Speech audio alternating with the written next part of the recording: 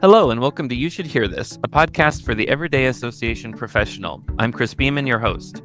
Today's podcast is brought to you by Visit Bloomington. In the heart of the U.S. Midwest, Bloomington, Indiana is the perfect place to host a small to mid-sized meeting, convention, or conference.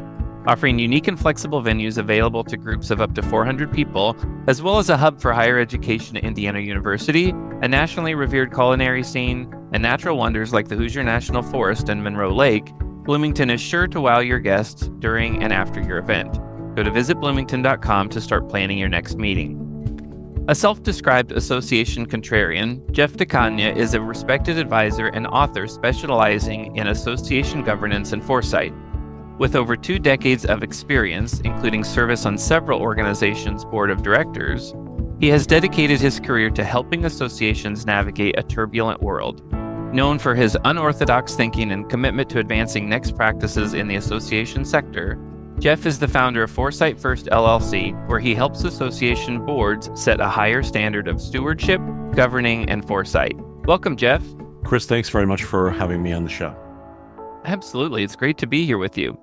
So could you provide a brief overview of what the board's duty of foresight entails, especially for listeners who might be new to that concept? Yeah, the board's duty of foresight is a concept that I originated back in 2014 in an article on Associations Now. It was an article about BlackBerry, and I was trying to understand how a company that had been so successful with innovation and built itself up through innovation could lose that innovation, could lose that success in such a comprehensive and kind of spectacular way. And I did that because I was a very loyal and enthusiastic BlackBerry customer, and I was really stunned by how the company went from being the dominant technology player in the world during its period of greatest importance to a company that still exists, but that barely anyone ever mentions anymore. And so the origin of the duty of foresight was really trying to understand that I didn't set out to go down this pathway. It's just something that I uncovered through my research. And trying to understand that what I found was that among other issues, was that the board of directors of Research in Motion, which became BlackBerry, really had failed to anticipate a world in which they would not be successful, in which they would not be the dominant player. And so I wrote in the article in 2014 that they had failed at their duty of foresight. And I realized that was something that I thought was pretty important for association boards to think about. And so fast forward now to 2024, and the last 10 years, I've been talking about the duty of foresight, writing about the duty of foresight, working with boards on the duty of foresight and its importance to their work. And in 2022, I revised the definition of the duty of foresight from its original definition that had existed for the previous 8+ years. And that was taking into consideration everything that had gone into affecting our world as a consequence of the pandemic. So the next definition of the board's duty of foresight that I've been working with since September of 2022, it focuses on a few really fundamental ideas. First, it's written in a way that makes it consistent with the way I would write any of the duties of fiduciary responsibility, the duties of care, loyalty, and obedience. So it reads that association boards the duty of foresight requires association boards to stand up for their successors' futures, and to do that through intentional learning, short-term sacrifice, and long-term action. And the idea of this is that the duty of foresight is really about how are we going to leave our organizations, our professions and industries, and our association community and our world better than how we found it for those who will follow us, standing up for our successors' futures. And how to do that is through a process of intentional learning, and which is something different than kind of incidental learning that we do on the fly as we're doing other things. This is a more focused way of doing things for boards to concentrate their attention on, and to recognize the need for sacrifice, to give things up that might not be necessary now or that will not be beneficial over the long term, in order to purpose resources or to refocus our efforts on activities and work that can really help those who will follow us in the rest of this decade into the 2030s and beyond. And also to really have that long-term view at all times in our decision-making process. So there's a lot that goes into the duty of foresight. Is a commitment that boards make, a choice that they make. And I think it's especially given where we find ourselves as we approach the midpoint of this decade and look toward the rest of the turbulent 20s and beyond. I think it's an incredibly important choice for boards to be making.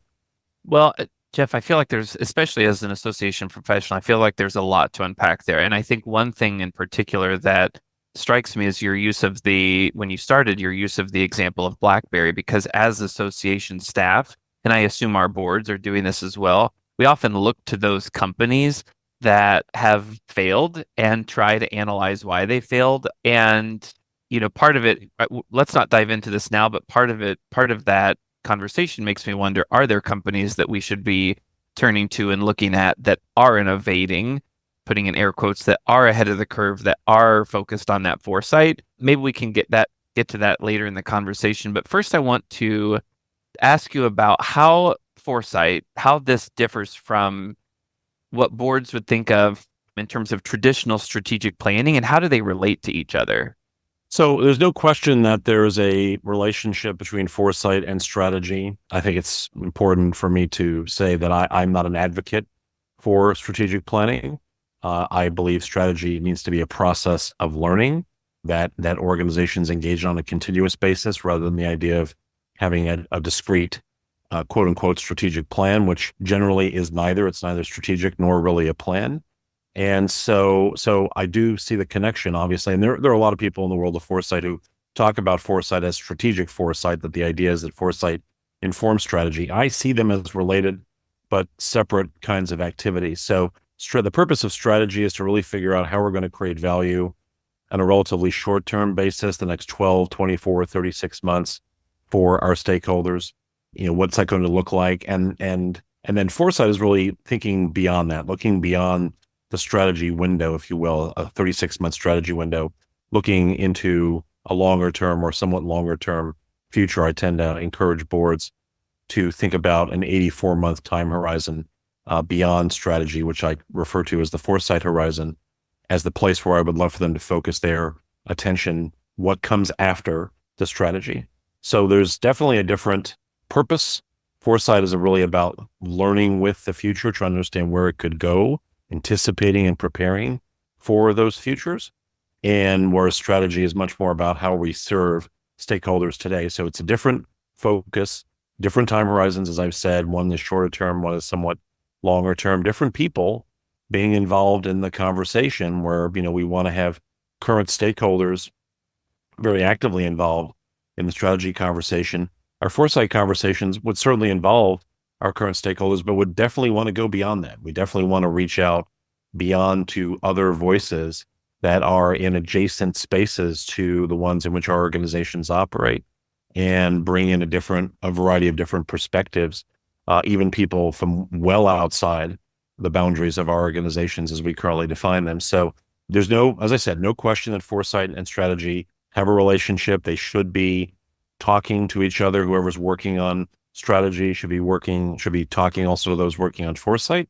But I also see them as functioning in different ways for different reasons, and with different kinds of impact that they can have, and particularly for boards to have that higher level conversation around what futures could look like for their associations, maybe while other stakeholders, younger stakeholders even, could be involved in shaping some of the shorter term strategies that the organization is using to create value for themselves and for other contributors to the organization. So I think it's a real opportunity for boards to look at this in a different way and distribute some of the responsibility for shaping the future of their organizations across the organization, rather than concentrating it all in a relatively few number of people on the board and staff. Let's bring in some new voices, fresh voices, different perspectives from across the association and beyond.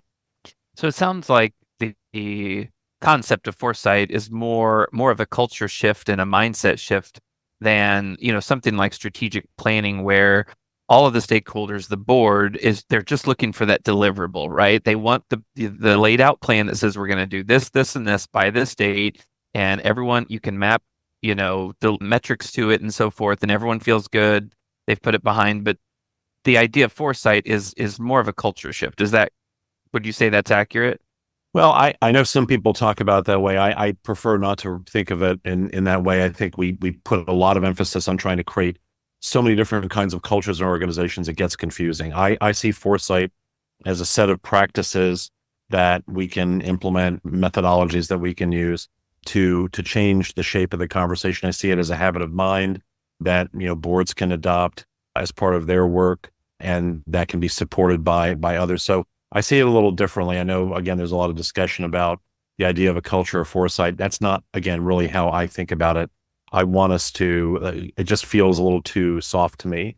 What I want us to really focus in on is how do we build that consistent practice of foresight in our organization, so we're doing it over and over again, and we're learning something, and we're integrating that learning into the way boards are making decisions. I think that when boards engage with the duty of foresight and then invite others into the process of doing the work of foresight, understanding what futures could look like, building scenarios, using various tools and methods to create an understanding of what the future could be, and that becomes a consistent practice. I think that's when it becomes a powerful way of really being able to anticipate where the future could go.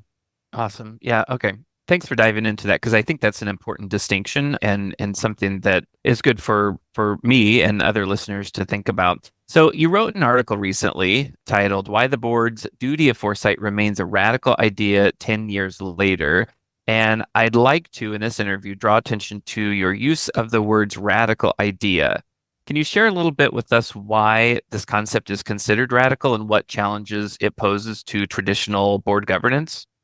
Well, I think in 2014, at least part of what made it radical was that it was a novel idea, a novel proposal. And in the part one, the series that you referenced was a 2-part series of articles that were just posted at the end of April. One of the things I noted there was that when I first wrote about the duty of foresight, I went back and looked online to see if anyone had ever written about it in that way before, and I couldn't find anything. And that's always an interesting proposition, because on the one hand, it's very exciting to find something that doesn't have a lot of Google hits on it. On the other hand, it's a little daunting because you're like, well, maybe this is wrong because would have already thought of this by now, which is exactly the wrong way to think about it. So it was, it was kind of exciting to put something together. I don't describe myself as the inventor or discoverer. It's just I put a couple of the words together in a different way. But it is exciting because you do have an opportunity to kind of map things out a little bit. So I think it was radical at the time in 2014 because it was novel. It was something that we had not talked about, had not been written about before, and I think it suggested other responsibilities for boards beyond the scope of what they have traditionally done. I think that made it a radical idea at the time. I think it challenged boards to prioritize intentional learning in their work, and it challenges the orthodox belief that maybe is held by some who serve on boards or some of us who work with boards, that learning is not essential for those who serve on boards, which of course is completely untrue. I think today, the reason why it remains a radical idea is because I view this as a next practice. I view this as a way of challenging our community's orthodox beliefs, the deep-seated assumptions we make about how the world works, to try to liberate us from those beliefs and to try to challenge boards to think differently about their work, to sustain their core convictions that I've written about as well, of what it means to be on a board and what the purpose of boards is and what habits of mind are required for boards to be successful. And I think that it's as I wrote in part 2 of this series that you referenced, it's a construct that exists in the world of association management that really, demands that boards consider the implications of what they do today for their successors. And nothing else in association management actually challenges them to sit in that space, to sit in the space of our choices, our decisions today have consequences, not just for those we serve today, not just for the association today, but for the successors that we will never know personally, who will become part of our organizations over the next 60, 72, 84, 96 months and beyond. It challenges us to look in that way. It challenges us to take stewardship seriously. Again, nothing else in association management really demands that expectation of our boards. And so I think in that sense, it remains a radical idea to any traditional conception of what a board is and how a board functions. And that's exactly where I want it to be. I don't want the duty of foresight to ever become quote unquote best practice. I want it to remain next practice because it should be something that challenges our boards to think differently. It should always remain in that space of pushing people and moving them into new ways of thinking. I think once something becomes a best practice, it tends to mostly evoke the idea of perpetuating what we do. And it's really more about orthodoxy. And I really don't ever want the duty of foresight to be in a place where it's creating, a greater sense of orthodox beliefs. It's always about challenging those orthodox beliefs. So those are some of the reasons why back then in 2014 and today, I recognize I see the board's duty of foresight as a radical idea, and I hope that it will remain that way in the years to come. Well, it definitely feels radical. For what it's worth, it feels radical to me. As I've read about it, and speaking of your articles, one of the things that we're going to get into here is in one of your recent articles, you offer a stern warning for associations about the threatening 30s and encourage leaders to adopt a pessimistic mindset. Can you? I think it gets very real for people when they start to see those words come together, sort of segue from this radical idea to this really a call to action and a, in quote, stern warning. Can you share a little bit about this mindset, this pessimistic mindset, and what forces are going to be driving this tumultuous decade for us? Yeah. So I first really started talking about the idea of the pessimistic mindset during the worst of pandemic lockdown. And the premise, was adopt the pessimistic mindset because things will get worse before they get better. And of course that was the case. And I think that being able to use the pessimistic mindset, it challenges us to seek out additional information to get us out of it, because I think most people would say that they are hardwired to want to be optimistic. There are obviously exceptions to that, but I hear it all the time when I have conversations with boards. People will say, I'm basically a very optimistic person. So if you can use the pessimistic mindset as a tool to say, okay, I'm going to put myself in a space where I'm more pessimistic about what happens next, it will push you to look for information to try to challenge that pessimism, because it's a very uncomfortable place to be for those who tend to be more optimistic. And I think that where we are now, like, of course, during the worst of pandemic lockdown, we were, in a very difficult place and everyone was really struggling with things. I think that struggle has changed. The struggle still exists, but it's not quite the same, maybe depth and breadth of struggle for most people. Obviously, some people still are grappling with mental health questions, and we should take that very seriously.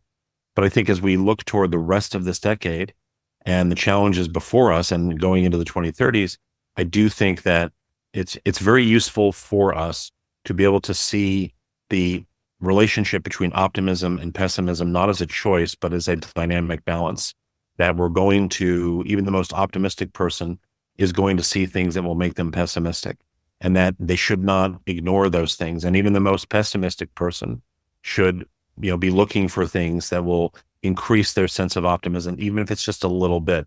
That again, it's not a choice between the two. It's a recognition that the two of them both exist, and we need to balance the way that we handle each of them in our thinking. And that's true for each one of us as human beings, and particularly true for boards who are going to be grappling with, you mentioned the series on the threatening 30s. We're grappling with threats that are already here, and these are the same threats that are going to shape what happens in the 2030s, whether it's the, ongoing sort of social division and deterioration in terms of the way that people relate to each other. And of course, there's a political dimension to it, which I'll talk about in a moment, but I hear it all the time from people, talking about how they're having, experiencing more confrontations with people, more outrage out there, more willingness to sort of deal with people in ways that we once would have considered unthinkable in public spaces, and those kinds of issues. So lots of deterioration in kind of the social capital that bonds, people together and helps us build and sustain relationships with one another. We're dealing with a tremendous influence of technology, and it feels almost like we're moving closer and closer to technological surrender where we're allowing tech companies to dictate so much of what happens in the world. They're amassing tremendous amounts of power built upon their tools and built upon the wealth of the extraordinary wealth, the outsized wealth of their most senior executives, the most common names that people are familiar with as tech company CEOs. And I think that technology surrender is really a concern, in a world where we're trying to protect and safeguard the humanity, our individual humanity and the humanity of those that we serve. We obviously have continuing economic challenges. Even though our economy has improved tremendously on a global basis, we still see economic challenges around the world and almost, a sense of kind of economic exploitation, which goes into some of the issues around technology where, again, we're devoting more and more of ourselves to work and the use of technology, and yet we're not always reaping the benefits for ourselves. And particularly with something like AI, which has become so prevalent now in the last 18 months to 2 years, has become so dominant in its application. It's in everything now, or in continuing to move into so many different parts of what we use, our phones and devices and so on, that, who's really benefiting from that? Is it us who are benefiting from that, or is it those who are creating the technology who are benefiting from that? We're dealing with issues around the environment, and all the challenges that are going to occur in the second half of this decade as we look toward some of the forecasts around where the environment was supposed to be later in this decade are already happening now. We are looking at, we've already gone through on a continuing basis being 1.5 degrees centigrade above pre-industrial levels. And we're now trying to figure out if we can live in a world where it might be 2 degrees above that. And that's a serious issue in terms of the climate has implications for food security, for where we live, for migration, for health, and so on. And if we have more catastrophic consequences of climate, then that's could very quickly become an existential threat. And then, of course, as I alluded to earlier, we have these political concerns around the divisions that run so deep in our country, in the US, but also in other parts of the world. We're seeing, the rise of more authoritarian governments in other parts of the world. And there's a concern about what that will mean for addressing all of these issues, from climate to AI to, economic and human inequality. So the threats that are going to shape the 2030s, many of the core threats are already here. They're already playing themselves out in the 2020s. And it's going to be critical for boards to play a constructive role on behalf of their associations in conversations about how we address these issues, not from the perspective of associations are going to solve these problems. Clearly, these are issues that require governmental action. They require actions on other levels of our society. But associations have always played an important role in shaping what happens in our country and more recently in other parts of the world. And, we have voices that need to be heard in the way these issues get addressed. And we can be constructive contributors to addressing these problems, to convening people, to looking for solutions. I think I believe very deeply in the role that associations can play as societal institutions in the 21st century to address some of these wicked challenges that we face, but only if we're prepared to do so. And so my warning in that article was really based on my concern that if we don't become important players in this conversation, given the level of division, given the level of disagreement, given the historically low levels of trust that exist in our society right now in our traditional institutions, who will step up and play that role to try to unite people more and to try to create greater solidarity in addressing these issues? So for me, this is a critical moment for our community, critical moment for associations and everyone who works in them and with them. I have serious concerns about where we're headed, and I wanted to convey them, and I tried to do so in the clearest possible way in that series of articles that I wrote last year. Well, Jeff, I can imagine if I'm an association board leader or even an association staff leader, I'm a bit uncomfortable right now. I'm a bit worried, and I think, I guess where I'd like to go next is just thinking about, what can we do about it, right? What are what are some things that we can do right now as an individual board member collective? How can boards ensure that they have the necessary expertise and resources really to ultimately effectively fulfill their duty of foresight? I think that the most important thing for boards to do right now is to choose the duty of foresight. And I've said that a couple of times, and I want to explain what I mean, which is, the duties of care, loyalty, and obedience, as you know, Chris, are required of boards. They are mandated. They're part of fiduciary duty, and they are embedded in statute. They're embedded in case law, regulation. And so there's no choice there. Those are things that boards are compelled to follow. I believe the duty of foresight should impel boards to action, to recognize where the challenges are. And these challenges that I've described them as a global phenomenon, which of course they are, but they manifest themselves. They play out at every level of our society. They play out in our communities. So for organizations in Indiana that are operating at the most local level or at the regional level, at the state level, these issues are playing out in different ways within your communities and with stakeholders that are affecting people that you know personally, as well as people that will be coming into your communities in the years ahead. So the opportunity there is to say, let's choose the duty of foresight. Let's choose to begin to build our capacity for learning with the future. Foresight is an intentional process of learning with the future. That's fundamentally what this is about. So let's improve our capabilities for learning with the future. Let's talk to people who have an understanding of what the future could look like. Let's gather information and begin to use it to shape our decision-making on a long-term basis. Let's commit to the idea of standing up for the future of our successors.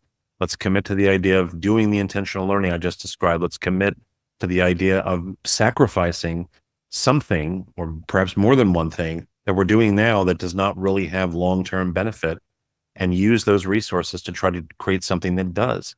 Let's have a long-term view around how we're going to shape our local communities, work with others. And, if people all across ISAE and across Indiana worked together on addressing some of these big issues and looked for solutions and partnered and collaborated with other organizations, we could be making a lot of impact around things. And I know that there are organizations that are, but we have to do more of that. We have to accelerate and amplify that work quite significantly. So I think the duty of foresight provides a basis for creating commitment that can then be pursued, and then they can build the work of foresight around that, build a consistent practice of foresight, and begin to make better decisions around this. So I think that there's a lot that boards can do to really rethink why they exist, what their organizations are there to do, and to take action in addressing these issues.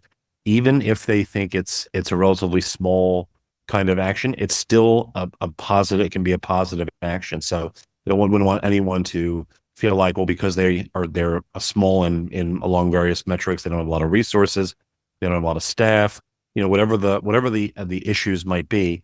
Wouldn't want anyone to come away from this conversation thinking, well, that's just for big national organizations.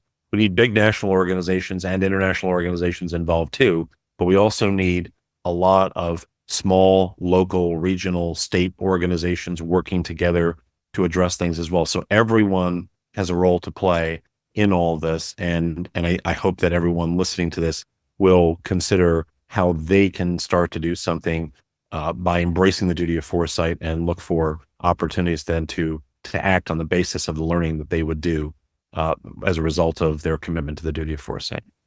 Well, Jeff, circling back to something that we talked about at the very beginning, something that you shared, I sorry to put you on the spot, but I have to ask this because I learn a lot by examples and, seeing other companies, organizations, what they've done to be successful. We talked about BlackBerry and their demise. Are there any companies that come to mind or associations that, in your view, are doing this in air quotes well, that have maybe even in history have led in the area of foresight, if that makes sense? I appreciate that question, and I'm basically not going to answer it the way that you want, because if I were to do it over again, I mean, as much as I certainly value what I learned about BlackBerry and what I derive from from that experience in terms of the duty of foresight. But I'd be honest with you, I wouldn't go back and do it again, because I think that, yes, we can observe what companies do and maybe take away something from what they do. But again, I think that what a company like BlackBerry is, or I also wrote an article that same year about Amazon, which was about, a company that had innovated its way to success and then sustained that success through ongoing innovation. Those companies have a lot to commend them. We certainly have used their products and services as customers, but I'm not sure that I want us to draw our examples from them. And I think that for the rest of it, what I would advise your listeners to do is go out and find their own examples of what's happening out there if that's important to them.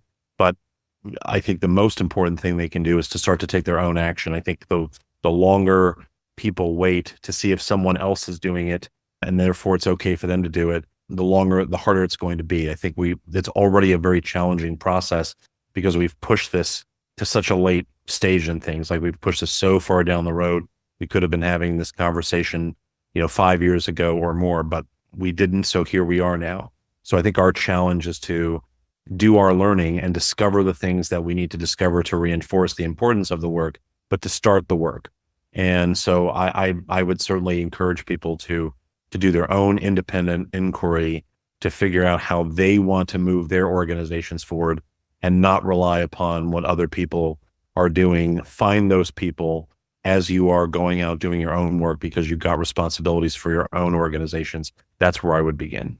That's a really great point. And I appreciate you entertaining that question, just because I anticipate what I'm hearing you say is that we don't have time to wait to find the people who are doing it well. By then, we will be irrelevant. We will have missed the boat in terms of bringing this internal,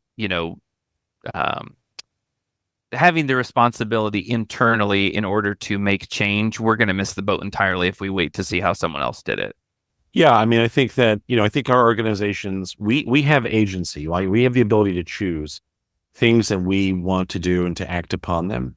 And I think for me, it's better for us to exercise our agency now. We need to be doing that now as quickly as possible and to move things forward. And so I think it begins with an internal conversation within the board to say, are we going to take this, seriously? Are we going to be a fit for purpose board, ready to engage with these kinds of conversations and begin to do it, and then do our outreach and try to figure out who our natural allies are in this process?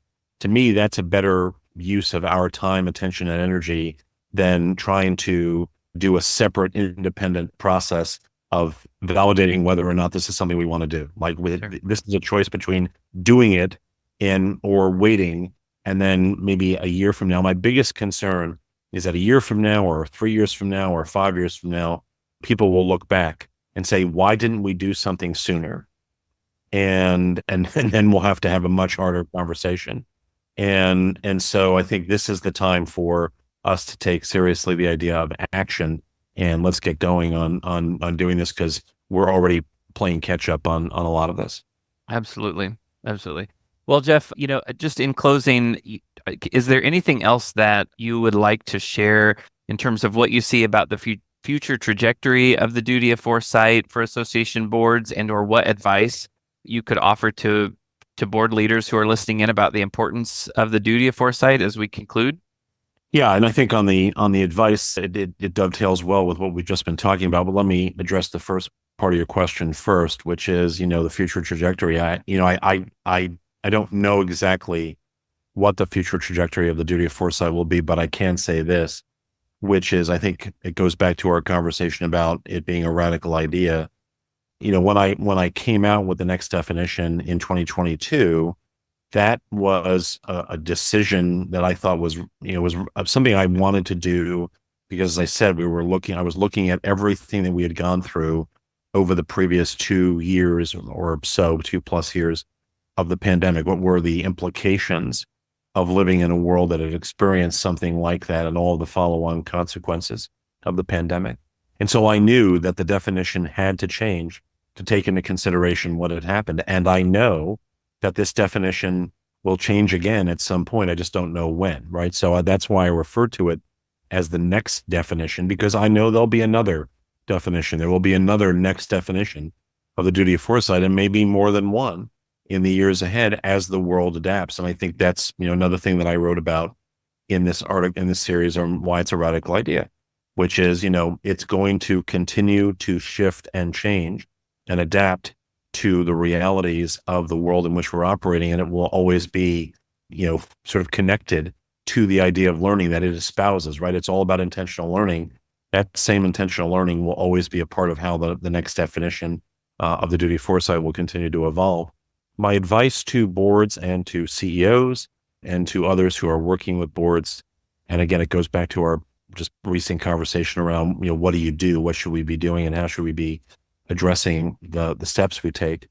And I think if people are looking for inspiration in how to move forward, my advice to them would be to ask the question that I ask all the time. It's the preoccupying question of my professional life, which is, what will our successors say about us? And I think that, I've alluded to it multiple times in this conversation, the successors I'm talking about are not just those who will come to our organizations in the next year or 18 months or 2 years or whatever, not the short term, but they'll be the ones who will come to our communities, come to our associations over the course of the next 5 years, the next 10 years, who will never be known to us personally. We will not have a relationship with them, but they will look back on what we did or didn't do in 2024 and render judgment, on us. I think is the fairest way to say it. And I think we basically have 3 options on how we proceed from here, as far as I can see. We do nothing, we do something, we do everything we can. I don't think doing nothing is a viable option. And I also don't think that doing something is enough. I think we've got to do everything we can. And we do everything we can because we want to ensure that our successors will recognize that we cared about what happened to them. This will be determined by our actions rather than our words. So I think that for all of us who are concerned about associations, who are concerned about the association community in Indiana and around the country and around the world, it's up to all of us to ask that question: what will our successors say about us? And if we're not happy about what we think they'll say about what we've done up to this point on their behalf, then we should be doing everything we can to try to address that issue. It's not about our stories of legacy, narratives that we create in which we feature as the heroes. It's about our actual decisions to take action to leave our organizations and our community better than how we found it. And I think that's what we have to do. So that's the advice, is to take that into consideration while you're looking at other things. Make sure you're not losing the bigger picture of why we're doing this. Associations have been around for a very long time in our country. And one of the hallmarks of that has always been that we've tried to leave things better than how we found it in our associations, in our communities, in our society.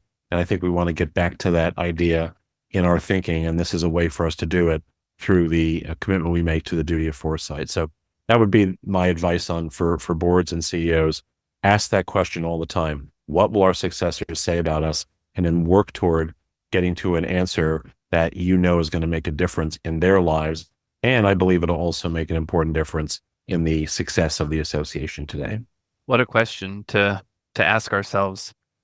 I personally appreciate all of the time that you've shared with us today and your thoughts and insights. You've challenged many of my assumptions. I appreciate that. You've offered a great deal of insights for our association leaders and board leaders to consider.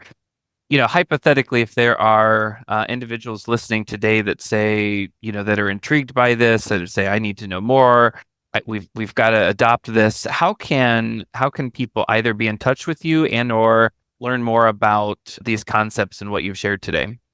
Yeah, so anyone who wants to reach out is welcome to visit my LinkedIn page. jeffonlinkedin.com is the sort of simpler URL that I use for that, jeffonlinkedin.com. Or they can email me, jeff@foresightfirst.io. Always happy to have conversations with anyone about all of this, even just as a resource. And I can certainly direct them from there to things to read that I've written, including the articles that we've talked about here today. So happy to chat with anybody about this to help them get going. Well, I really appreciate that, Jeff. And thank you again for being here with us today. Absolutely my pleasure, Chris. Thanks so much. And thanks again to Visit Bloomington for sponsoring today's podcast. We hope you enjoyed this episode of You Should Hear This. If you have any questions you'd like answered or future topics you'd like us to explore, please send us an email at info@isae.org.